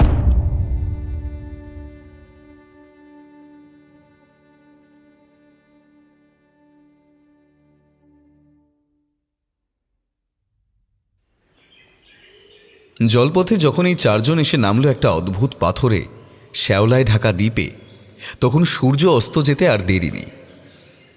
এই দ্বীপে নামতেই ইউরাইল একটা অদ্ভুত বাঁশি বাজিয়ে দিল। খুব তীক্ষ্ণ সেই আওয়াজ। থামতেই দূরের একটা পাথরের শুরু হলো আলোড়ন। হঠাৎই যেন গোটা দ্বীপটাকে তোলপাড় করে কেউ এগিয়ে আসতে শুরু করলো। ইধিকা আর রাধিকা ভীষণ ভয়ে সিঁটিয়ে গেলেও ইশিকা নির্বিকারভাবে এক দৃষ্টে তাকিয়ে থাকলো ওই আলোড়নের দিকে। গোটা দ্বীপ তোলপাড় করে যে এগিয়ে এলো, তাকে মানুষ তো বলাই যায় না, সাপও বলা যায় না পুরোপুরি। তার মুখটা মানুষের মতো কিছুটা হলেও তার মাথায় চুলের জায়গায় কিলবিল করছে সাপ, সহস্র সাপ। সেই সাপের হিস হিস শব্দে যেন কানে তালা লেগে যাওয়ার জোগাড়। ওই প্রাণীর মুখ থেকে যে জিভটা বেরিয়ে আসছে মাঝে মাঝে, সেটাও সাপের মতো ছেঁড়া। শুধু তাই নয়, সেই প্রাণীর বুকের নিচ থেকে শরীরটা আচমকা সরু হয়ে যেন সাপের লেজের আকার নিয়েছে। তার লেজটা এতটাই বড় যে তার শেষ প্রান্ত দেখা যাচ্ছে না। সব থেকে যেটা ভয় পাওয়ার ব্যাপার সেটা হলো ওই প্রাণীর গোটা শরীরটা সবুজ রঙের সাপের মতো আঁশে ঢাকা। মাইথোলজি লাভার ইধিকা যখন মিথিক্যাল ক্রিচার স্থেনোকে নিজের সামনে দেখল, সে আগ্রহী হওয়ার বদলে দিদিকে জড়িয়ে ধরে ঠকঠক করে কাঁপতে থাকল। কিন্তু ইশিকা স্থেনকে দেখে 2 হাত বাড়িয়ে দিল, ঠিক যেমন বাচ্চারা পরিচিত কাউকে দেখলে হাত বাড়িয়ে দেয় কোলে উঠবে বলে। ওই ভয়ঙ্কর গর্গনও নিচু হয়ে 2 হাতে তুলে নিল ইশিকাকে। এরপর যেন একটা ম্যাজিক হলো। ওই ভয়ঙ্কর গর্গন সিস্টার ইশিকাকে বুকে জড়িয়ে ধরতেই ঠিক সাপের মতো খোলস ছেড়ে বেরিয়ে এলো।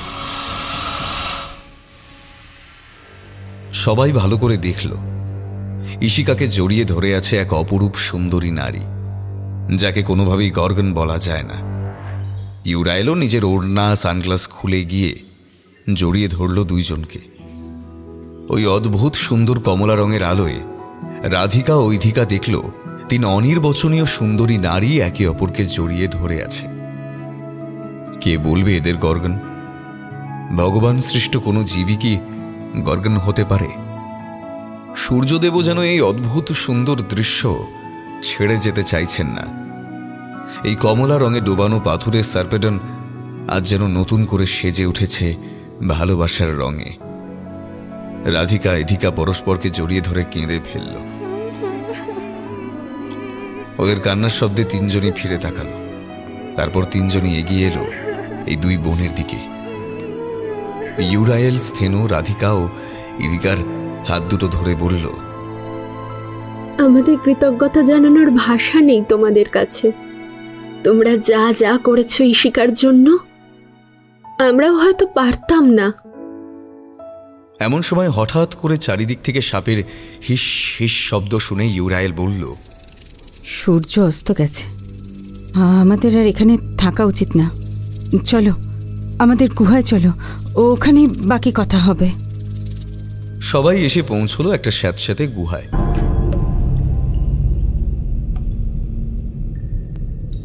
গুহার মুখটা খুব বড় না হলেও ভেতরে অনেক জায়গা।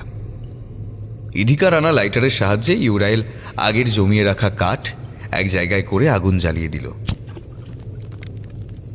এরপর সবাই গোল হয়ে বসতেই ইশিকা বলল, আচ্ছা, আমার উদ্দেশ্য এখন আমি জানি, কিন্তু জানি না খুঁজবো কোথায়। স্থেনো একভাবে তাকিয়েছিল ইশিকার দিকে। ইশিকা কথা শেষ করতেই বলল, ইউরাইল, ইশিকাকে একদম আমাদের বোনের মতোই দেখতে হয়েছে না রে? ইশিকা, মেডুসাকে এই সার্পেডানে সেই খুন করে গ্রিক যোদ্ধা পার্সিয়াস। তার দরকার ছিল মেডুসার মাথা। এক ভয়ানক ড্রাগনকে মেরে অ্যান্ড্রোমেটাকে উদ্ধার করাই ছিল তার উদ্দেশ্য। তাই মেডুসার মাথা কেটে নেওয়ার পর তার শরীরটার দিকে আর নজর থাকে না। আমার বোনটার শরীরটা পড়েছিল এই সার্পেডানের পাথুরের জমিতে। বলতে বলতে কেঁদে ফেলল ইউরাইল। স্থেনো ইউরাইলের কাঁধে হাত রেখে সান্ত্বনা দিয়ে বলল, আমরা 2 বোন ওর শরীরটাকে লুকিয়ে রেখেছি এইখানেই। বিভিন্ন জড়িবুটি দিয়ে সংরক্ষণ করে রেখেছি ওর শরীর, কারণ আমরা জানতাম একটা সময় আসবে যখন মেডুসা ফিরবে। ওকে ফিরতেই হবে। আর মেডুসার মাথা?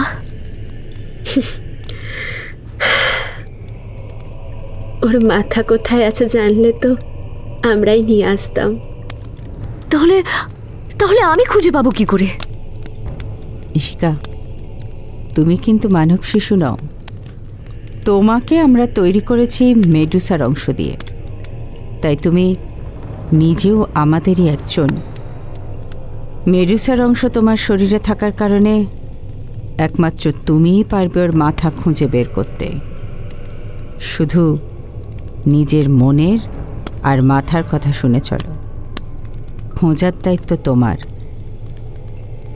কি হয়েছে ইশিকা? তোমাকে এত অন্যমনস্ক দেখাচ্ছে কেন? আমার মনে অনেকগুলো খটকা আছে, কিছুতেই বুঝতে পারছি না। যেমন? মেডুসা আমার কাছে অনুমতি নিয়েছিল আমার শরীর দখল করার। আমি দিয়েছিলাম অনুমতি, কিন্তু কিন্তু তারপরেও আমি আমার অস্তিত্ব হারাইনি কেন? ইশিকা, তুমি কিন্তু পজেসড নও। আর মেডুসা খারাপ নয়, বিশ্বাস করো, ও ভীষণ নরম মনের একজন। ও কখনোই কাউকে কষ্ট দিতে চায়নি। তুমি ওর নিজের অংশ। ও তোমার শরীরকে সব সময় দখল করে থাকবে। নরম মনেরই যদি হবে তাহলে সবার দিকে তাকিয়ে তাদের পাথর কেন করে দিত? আচ্ছা রাধিকা, আমরা তো গর্গন, আমরাও তাকিয়ে পাথর করে দিতে পারি। তাহলে তোমরা আমাদের দিকে তাকিয়েও পাথর হচ্ছ না কেন? এটা তো আমারও জিজ্ঞাসা, আমাদের কিছু হচ্ছে না কেন? ইধিকার কথার সরাসরি কোনো উত্তর না দিয়ে ইউরায়েল এবার এক অদ্ভুত কাহিনী বলা শুরু করল। বলল, কোনো প্রাণীকে জীবন্ত অবস্থায় পাথর বানিয়ে দেওয়া কি সম্ভব? আমরা তো অনেক পুরনো, তোমাদের এই যুগেও এরকম কিছু আবিষ্কার হয়েছে কি? আমরা কোনোদিন কাউকে পাথর বানিয়ে দিতে পারি না। যেটা পারি সেটাকে তোমাদের ভাষায় বলে প্যারালাইসিস। এই কারণেই আচমকা আমাদের চোখের দিকে তাকিয়ে ফেললে তোমাদের কিচ্ছু হবে না, কিন্তু বেশিক্ষণ ধরে তাকিয়ে থাকলে ঝিম ধরে আসবে, তারপর আমরা চাইলে প্যারালাইজড হয়ে যাবে। আগেকার মানুষজন প্যারালাইসিস জানত না, তাই তারা ভাবতো পাথর হয়ে গেছে। তাহলে অভিজিৎ, ওর কি হলো? ওই তোর কলেজের শয়তান ছেলেটা, ওর আবার কি হবে? ও শাস্তি পেয়েছে, কিন্তু পাথর হয়নি। ও ছাদ থেকে পড়ে গেছে, আমি ফেলে দিয়েছি। কেন? কোনো ঝামেলা হয়েছে কি? কেউ কিছু জিজ্ঞাসা করেছে? অদ্ভুতভাবে কিছুই হয়নি জানো তো। ওই ঘটনার পর অন্তত 4 দিন আমি কলেজে গেছি, কিন্তু কিচ্ছু শুনিনি।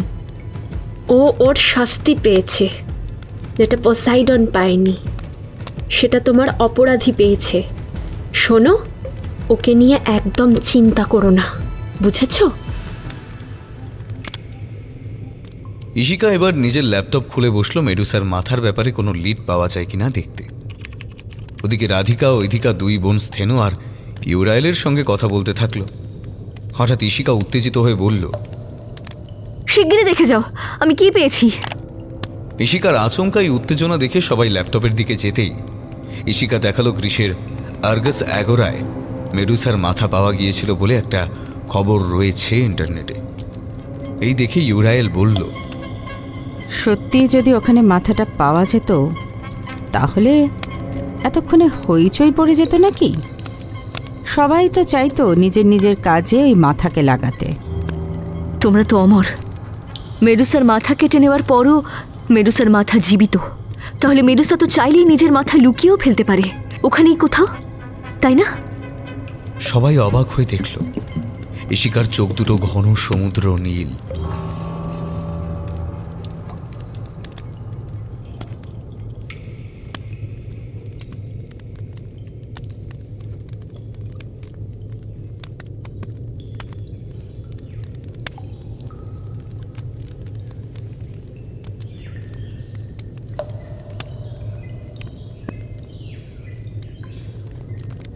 ভোরের আলো চোখে পড়ার সঙ্গে সঙ্গে ঘুম ভেঙে গেল রাধিকার।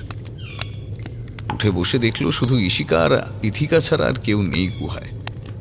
আছে শুধু অনেক রকমের ফল আর পানীয় জল। রাধিকা তাড়াতাড়ি দুই বোনকে ডেকে তুলে দিল। সবাই নিজেদের গুছিয়ে খাওয়া দাওয়া করে যখন গুহার বাইরে এসে দাঁড়ালো, দেখল এক অপূর্ব দৃশ্য। পাথুরে একটা দ্বীপও যে এত সুন্দর হতে পারে ওদের ধারণা ছিল না। তারা আরও দেখল গুহার ঠিক বাইরে একটা ছোট থলে রাখা। ইশিকা ওটা হাতে নিয়ে খুলতেই ওদের তিনজনের চোখ ধাঁধিয়ে গেল। মোহর, থলে ভর্তি মোহর। ইশিকা বুঝল স্থেনো ইউরায়েল সামনে না এলেও ওরা ধারে কাছেই আছে।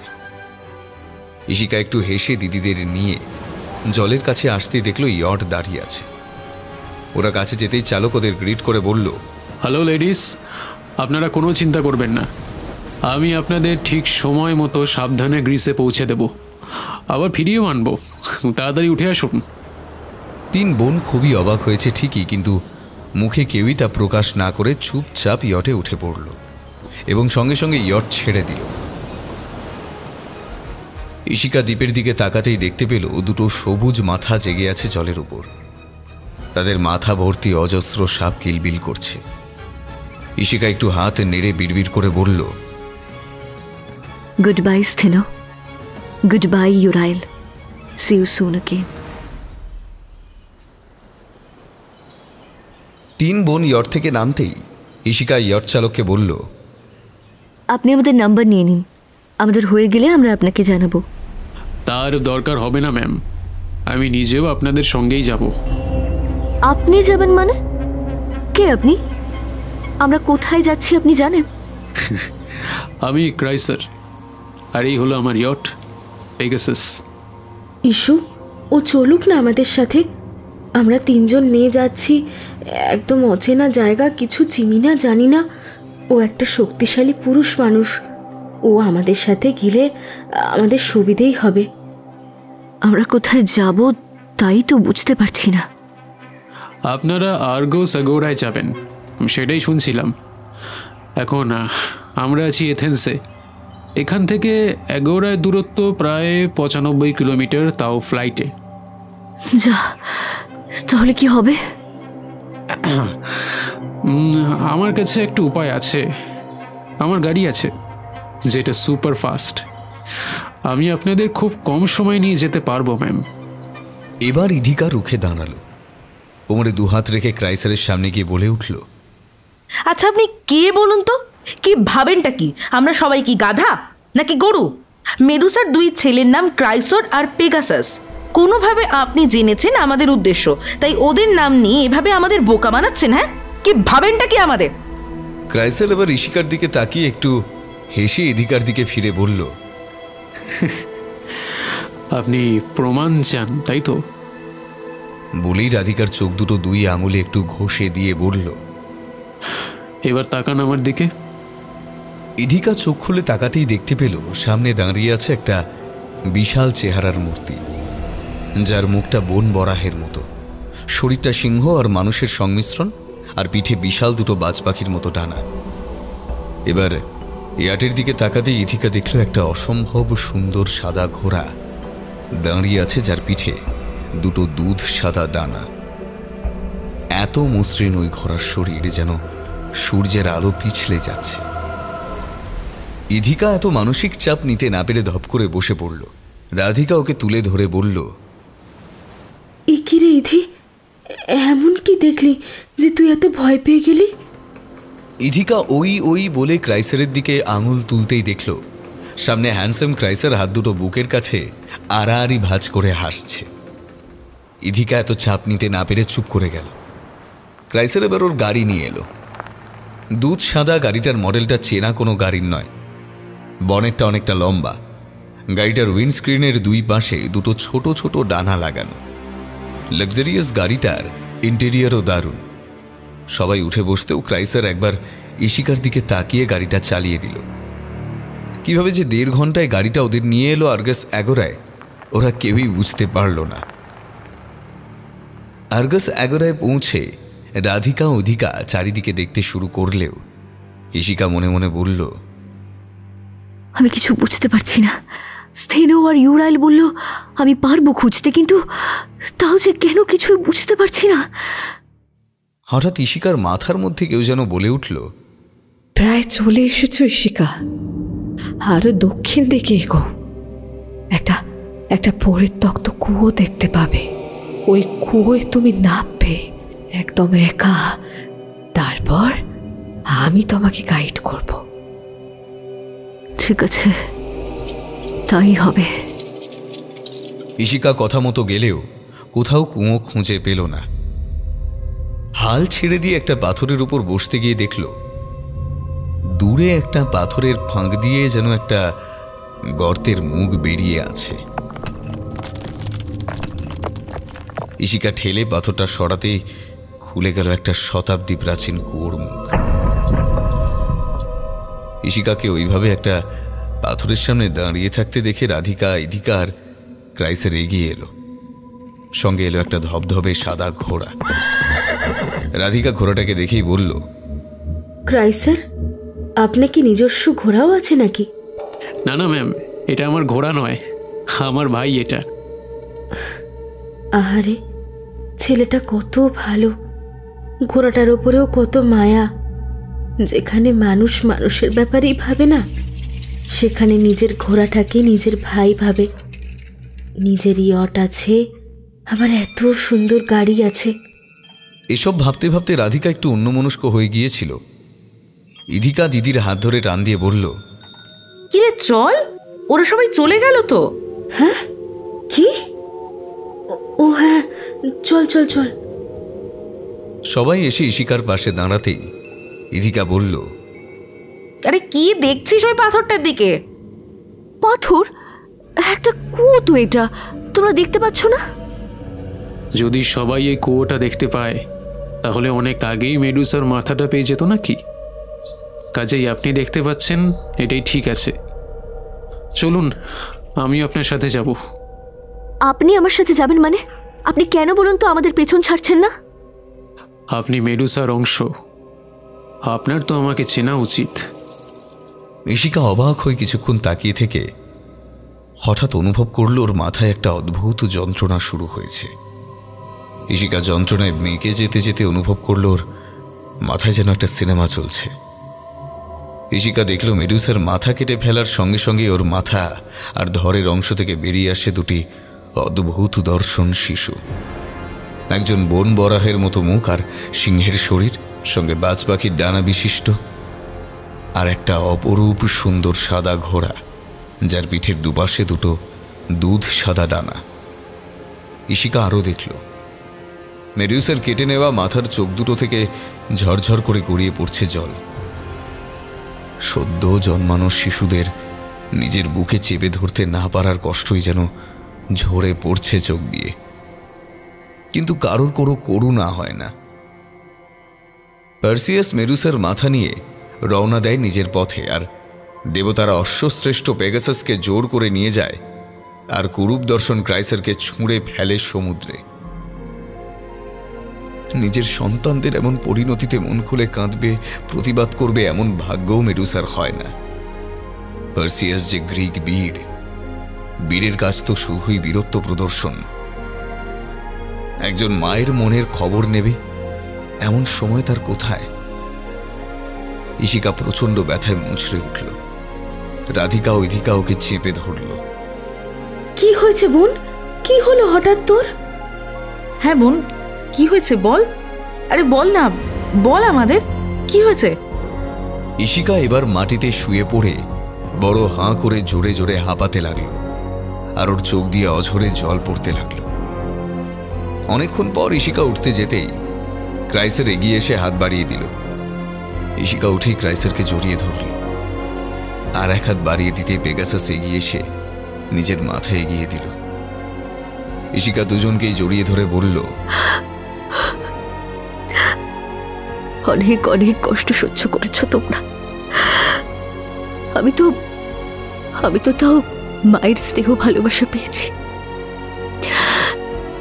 তোমরা পাওনি। আমি কথা দিচ্ছি, তোমাদের মা তোমাদের কাছে ফিরবে। এসব তুই কি বলছিস শিশু? এরপর ইশিকা রাধিকাকে সব খুলে বলতেই রাধিকা ভয় পেয়ে গেল। এই ক্রাইসারের সঙ্গে ও নিজের বোনের সম্পর্ক জুড়ে দেওয়ার কথা ভাবছিল। ইশিকা আবার বলল, আর দেরি করা যাবে না, আজই ফিরতে চাই আমি। বলেই কুয়োয় নামতে যেতেই ক্রাইসার বলল, বেশ, আমিও চাই সাথে। আমার উপর ভরসা রাখো, যার জন্য যে কাজ বরাদ্দ তাকেই সেই কাজ করতে হয়। কথাটা বলেই ইশিকা নামতে থাকলো সেই অদ্ভুত কুয়োয়। কুয়োটা খুব অদ্ভুতভাবে ধাপে ধাপে নেমে গেছে অতল গভীরে। ইশিকা নামতে নামতে একসময় দেখলো আর বাইরের কোনো আলো আসছে না, তাও ও নামতে থাকলো। নামতে নামতে একসময় ইশিকার মনে হলো ও কুয়োর তলায় নেমেছে। এবার ইশিকা টের পেল ওর মাথায় কেউ বলছে, বাঁ দিকে চলতে থাকো ইশিকা। ইশিকা চলতে চলতে হঠাৎ খেয়াল করল হঠাৎ করে তাপমাত্রা নামছে, খুব শীত করছে তার। তাও ইশিকা এগোতে যেতে কিছুর উপর ওর পা পড়েও গড়িয়ে গেল। ঠিক সেই সময় হিস করে একটা আওয়াজ এলো ইশিকার ডান দিক থেকে। সঙ্গে সঙ্গে চোখ বন্ধ করে ইশিকা বলে উঠল, আমাকে সাহায্য করো, সাহায্য করো আমাকে। এমন সময় হঠাৎ ইশিকা দেখল কোথা থেকে একটা তীব্র আলো ছিটকে আসছে। ওই আলো ইশিকার সামনে ডান দিকে এক বিশাল ফনা তুলে দাঁড়িয়ে রয়েছে এক সাপ। ইশিকা আরো দেখল ওই সাপের বিশাল শরীর দিয়ে কুণ্ডলি পাকিয়ে জড়ানো আছে এক বাক্স। আলোটা বিশেষত ওই বাক্স থেকেই বেরিয়ে আসছে। ইশিকা এতটাই অবাক হলো যে ও ভয় পেতেও ভুলে গেল। এবার ওই প্রকাণ্ড সাপ ইশিকাকে ছোবল মারতে আসতেই সে অবাক হয়ে দেখল ওর নিজের ডান হাতে এগিয়ে গিয়ে সাপটাকে চেপে ধরল। আরো অবাক হয়ে ইশিকা দেখল সাপটা খুব ভয় পাচ্ছে ওকে দেখে। ওকে আক্রমণ করা তো দূরের কথা, বরং ওকে ছেড়ে দিলে যেন পালাতে পারলে বাঁচে। ইশিকা আরো দেখল ওর হাতটা সাপটাকে ছেড়ে দিল আর ওর গায়ে একটু হাত বুলিয়ে দিল, ঠিক যেমন করে মানুষ তার পোষা প্রাণীর গায়ে হাত বোলায়। এরপর কেমন করে ইশিকা ওই বাক্স নিয়ে কুয়োর বাইরে বেরিয়ে এলো তা ইশিকা বুঝতেও পারল না। ইশিকাকে টলতে টলতে উঠে আসতে দেখে সবাই এগিয়ে এলো। ইশিকা ওই বাক্স খুলতে যেতেই ক্রাইসার বাঁধা দিয়ে বলল, ইশিকা, মেডুসাকে ওর নিজের দ্বীপে নিয়ে গিয়ে তারপরে এই বাক্সটা খুলো। এটা আমার রিকোয়েস্ট। নিজের মাকে প্রথমবার এইভাবে দেখতে চাই না আমি। এই কথা বলে ক্রাইসার মাথা নিচু করতেই ইশিকা ওর কাঁধে হাত রেখে বলল, বেশ, তাই হবে। সার্পেডনে যখন ওরা পৌঁছল তখন সূর্য অস্ত গেছে। ওরা ওই গুহায় আসতেই দেখতে পেল অনেক অনেক ফল মূল আর জল রাখা আছে। ইশিকা, রাধিকা, ইধিকা খাওয়া দাওয়া শেষ করে শুয়ে পড়ল। সারাদিনের ক্লান্তিতে চোখে ঘুম আসতে দেরি হলো না।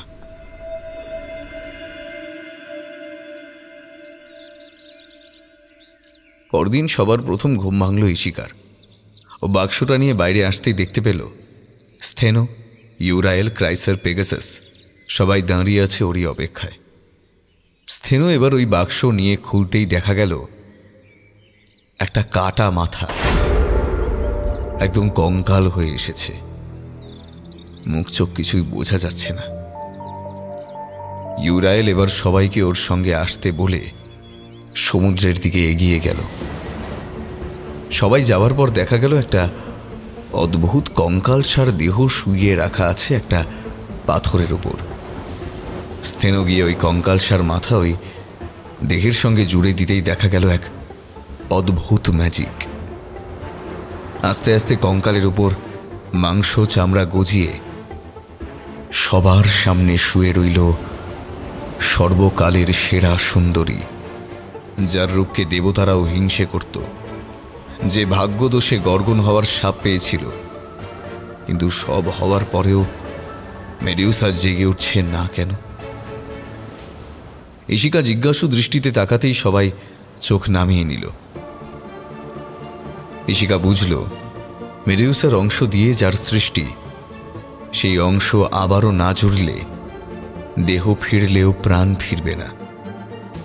ইশিকা বলল, আমাকে একটু সময় দাও প্লিজ।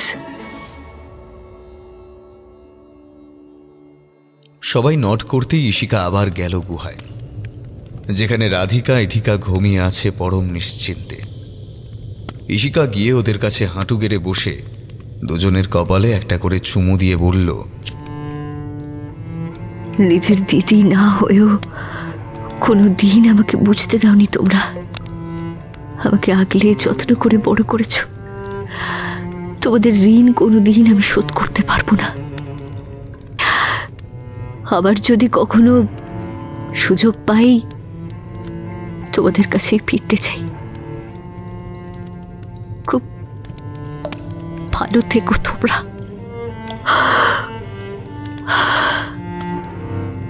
বলে ইশিকা চলে যেতে গিয়ে খেয়াল করল রাধিকা ঘুমের ঘোরেই ওর হাতটা টেনে ধরেছে। ইশিকা নিজের চোখের জল মুছে নিয়ে আস্তে করে রাধিকার হাত ছাড়িয়ে বেরিয়ে এলো বাইরে। এবার ইশিকা এসে সবার সামনে দাঁড়িয়ে বলল, আমি অনুমতি দিলাম তোমাদের।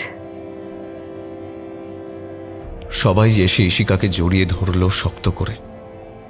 যখন ইশিকাকে ছাড়লো সবার চোখে জল। এবার স্টেনো আর ইউরায়েল ওদের দুই হাত সামনে বাড়িয়ে দিতেই ইশিকা প্রাণ হারিয়ে পড়ে গেল ধপ করে। এরপর সেই বাড়ানো হাত মেডুসার দিকে বাড়াতেই গাঢ় সমুদ্র নীল রঙের চোখ খুলে জেগে উঠল সাপের রানী মেডুসা। মেডুসা উঠে দাঁড়াতেই স্টেনো ইউরায়েল এগিয়ে এলো বোনকে জড়িয়ে ধরতে। মেডুসা এক চোখ জল নিয়ে সবাইকে জড়িয়ে ধরল। যখন ক্রাইসার আর পেগাসাসকে দেখল তখন মেডুসা কিছুক্ষণ একভাবে তাকিয়ে থেকে হাত বাড়িয়ে দিল নিজের সন্তানদের দিকে। ক্রাইসার আর পেগাসাস ছুটে এগিয়ে এসে ছোট্ট বাচ্চার মতো মাকে জড়িয়ে ধরল। সবাই যখন আনন্দে মশগুল তখন একটা ভয়ানক আর্তনাদ ভেসে এলো পেছন থেকে। সবাই ঘুরে তাকাতেই দেখল রাধিকা ইধিকা ইশিকার মৃতদেহের পাশে হাঁটু গেড়ে বসে অঝরে বিলাপ করতে করতে কেঁদে চলেছে। মেডুসা ওদের কাছে এগিয়ে গিয়ে দুজনের মাথায় হাত রেখে বলল, শান্ত হও, কেঁদো না তোমরা। রাধিকা উঠে এসে মেডুসার চোখে চোখ রেখে চেঁচিয়ে বলে উঠল, চিরকাল শুনে আসছি মেরুসা সাপের রানী, মেরুসা দানবী, কিন্তু ইশিকা আমাদের বুঝিয়েছিল মেরুসা খারাপ নয়। কিভাবে মেরুসা ষড়যন্ত্রের শিকার, কিন্তু আপনাকে যে আবার বাঁচিয়ে আনলো, নিজের প্রাণের ঝুঁকি নিল কিছু না ভেবে। তাকে এভাবে মৃত দেখেও কোনো কষ্ট হচ্ছে না, আবার নিজেরা আনন্দ করছেন। ছি ছি ছি ছি, লজ্জা করছে না আপনাদের?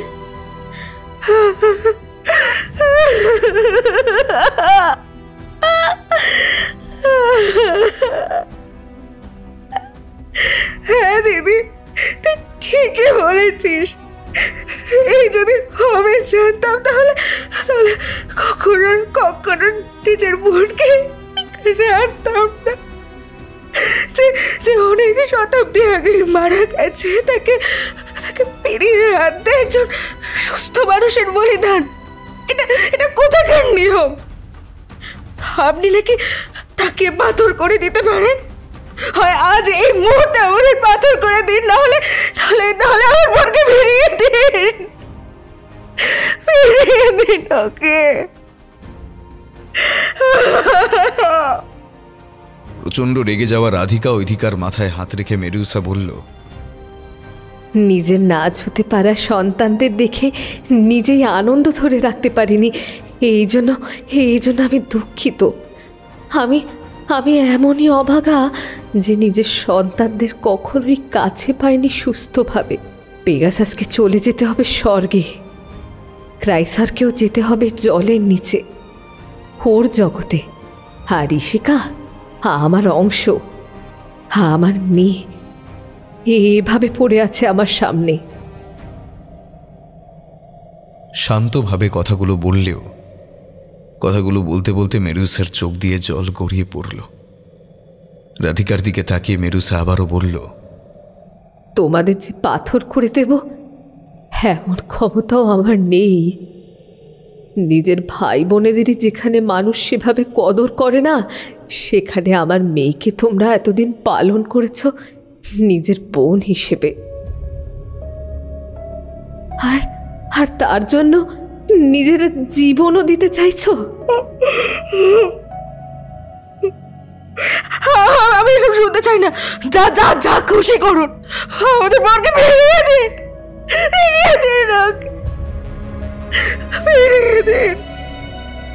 মানুষ একবার মারা গেলে আর ফেরানো যায় না, কিন্তু হ্যাঁ, একটা উপায় আছে যেখানে ইশিকা মানুষ হিসেবে আর না ফিরলেও অন্যভাবে ফিরবে।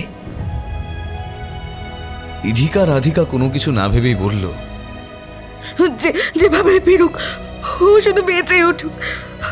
আমরা জানবো আমাদের বোনটা বেঁচে আছে। দয়া করে বাঁচিয়ে দিন ওকে। বেশ, তবে তাই হোক। কথাটা বলেই মেডুসা সবাইকে সরে যেতে বলল। এরপর মেডুসা নিজের 2 হাত 2 দিকে বাড়িয়ে দিয়ে মাথা পেছনে ঝুঁকিয়ে দিয়ে চোখ বন্ধ করল। এবার মেডুসার শরীরটা আরে বহরে বেড়ে গিয়ে পাহাড় প্রমাণ হয়ে গেল। তার মাথা ভর্তি সোনারি চুল পরিণত হলো সহস্র সাপে।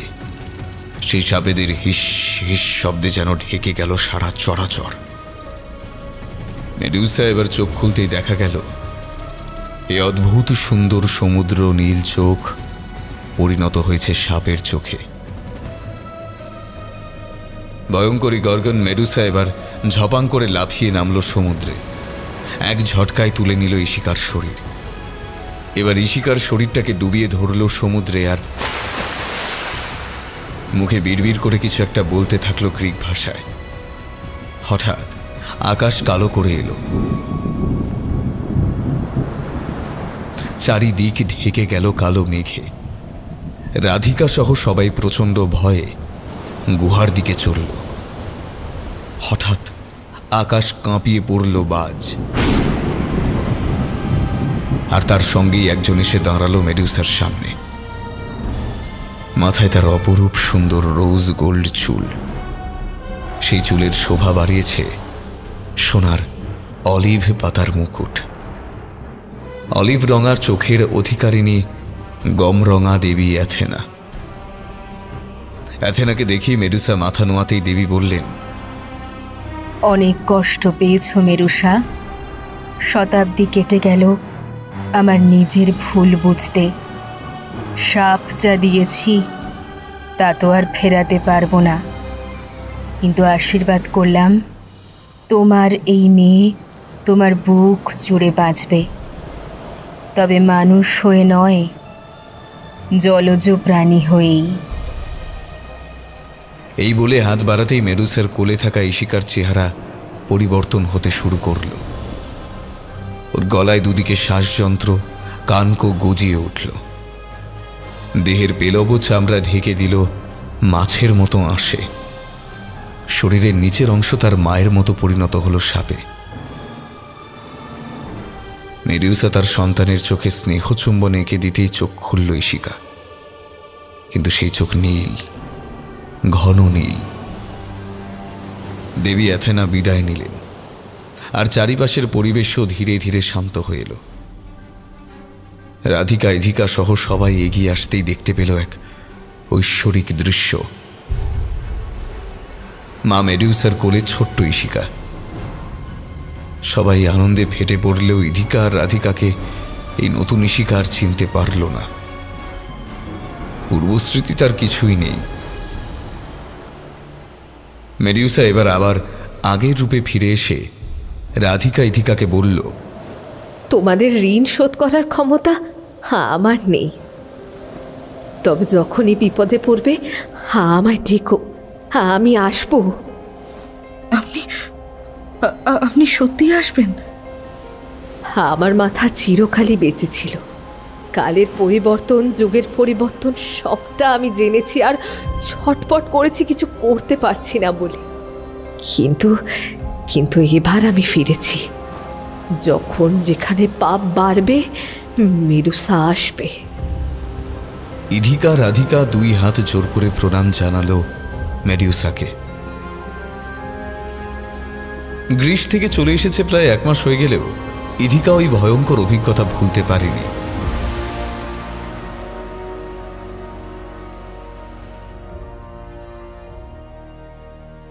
ফলত চরম পোস্ট ট্রমাটিক স্ট্রেস ডিসঅর্ডারে ভুগছে। রাধিকা অনেক খুঁজে একজন মনোবিদের অ্যাপয়েন্টমেন্ট নিয়েছে। বিকেলে যাওয়ার কথা ওনার চেম্বারে। রাধিকা বোনকে খাইয়ে শুয়ে দিয়ে বোনের কাছেই বসেছিল।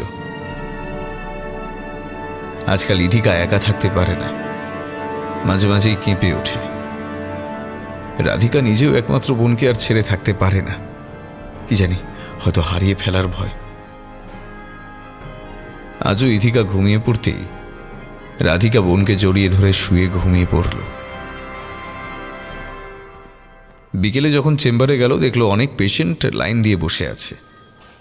নিজেদের নাম্বার কালেক্ট করে পেছনে ফিরতেই একটা খুব চেনা মুখ চোখে পড়ল রাধিকার। অভিজিৎ। একই চেহারা হয়েছে ওর। আর হুইল চেয়ারে বসে একপাশে মাথা হেলিয়ে মাঝে মাঝেই কেঁপে উঠছে আর বিড়বিড় করছে।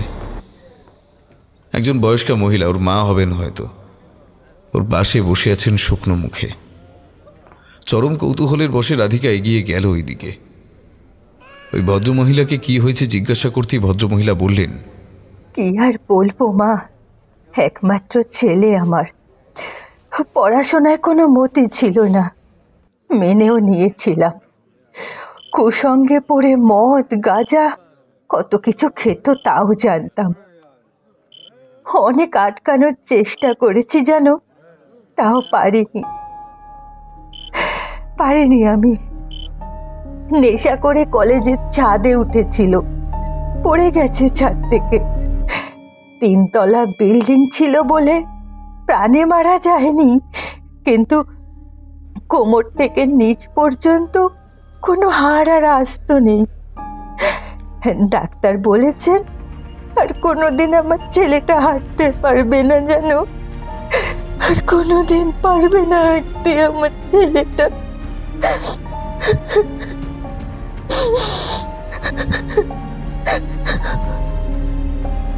সঙ্গে সঙ্গে রাধিকার মনে পড়ল ইশিকার বলা কথাটা।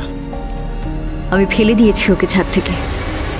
ও কি করে ছাদ থেকে পড়ে গেল বলেনি? ও তো বলেছে কে নাকি এক মেডুসা, সে নাকি ওকে পাথর করে ছাদ থেকে ঠেলে ফেলে দিয়েছে। আমি এসব জানতাম না, ওর বাবা বলেছে। এগুলো পাগলের প্রলাপ আর কি। মেডুসা নাকি এক গ্রীক অপদেবী, সে কি করে আসবে বলো তো? ওর বাবা তো হালও ছেড়ে দিয়েছে ওকে নিয়ে, কিন্তু আমি তো মা, বলো আমি আমার ছেলেটাকে কিভাবে ছেড়ে দিই বলো তো? হ্যাঁ, তাই এই মনোবিদের কাছে নিয়ে আসি। শরীরে তো আর সারবে না, যদি মনটা সারে আমার ছেলেটা।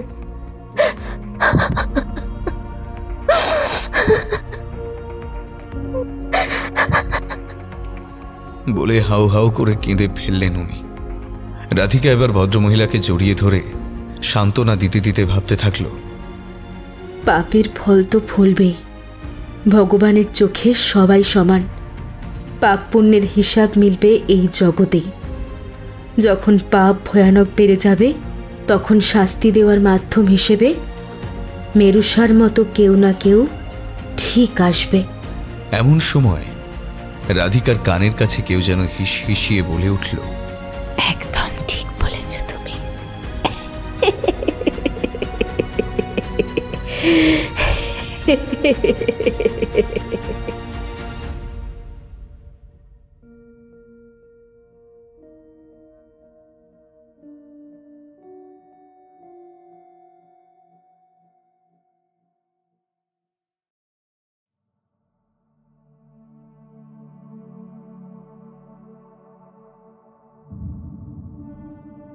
আউটরো শেষ হলো আমাদের আজকের গল্প কে ডাকে।